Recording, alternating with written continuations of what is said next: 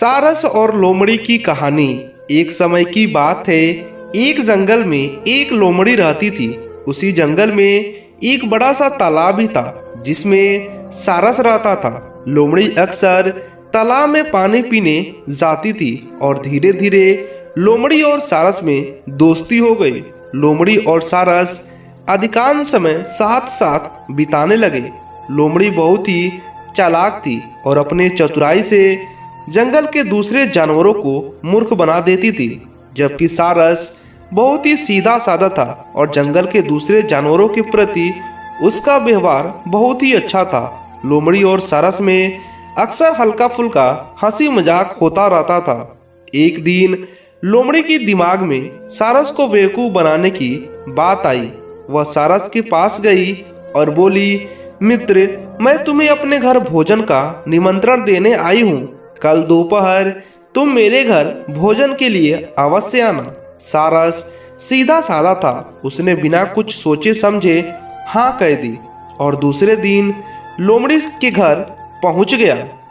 लोमड़ी ने भी सारस की खूब आव भगत की और उसे एक अच्छे से आसन पर बिठाया। लोमड़ी बोली, मित्र, आज मैंने बहुत मेहनत कर बड़ी स्वादिष्ट खीर बनाई है। मुझे उम्मीद है खीर तुम्हें बहुत पसंद आएगी। इतना कहकर लोमड़ी खीर लेकर आ गई और चौड़े बर्तनों में खीर को परोस दी। चौड़े बर्तनों में लोमड़ी तो खीर अच्छी तरह से खा पा रही थी, किंतु बर्तन चौड़ा होने के कारण सारस अपनी चोंच से खीर नहीं खा पा रहा था।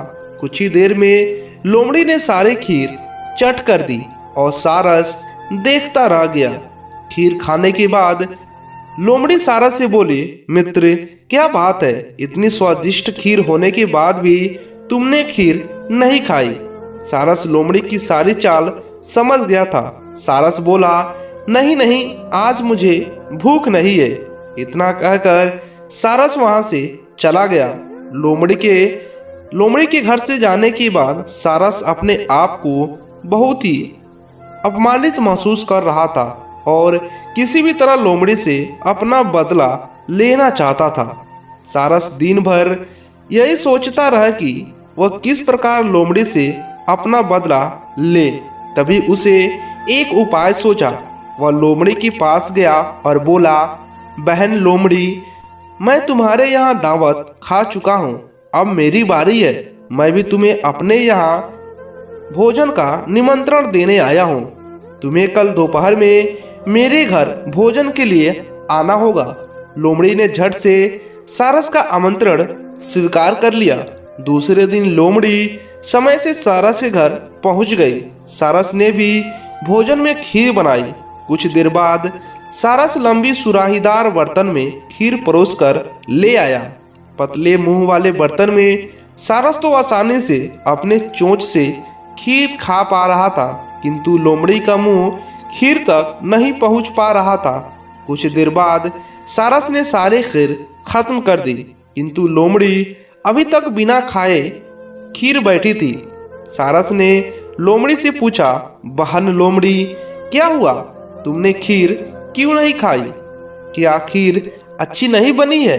लोमड़ी समझ गई थी कि सारस अपने अपमान का बदला ले रहा है और लोमड़ी को अपनी गलती का एहसास हुआ। लोमड़ी सारस से बोली, आज मुझे भूख नहीं है। इतना कहकर लोमड़ी वहां से चली गई।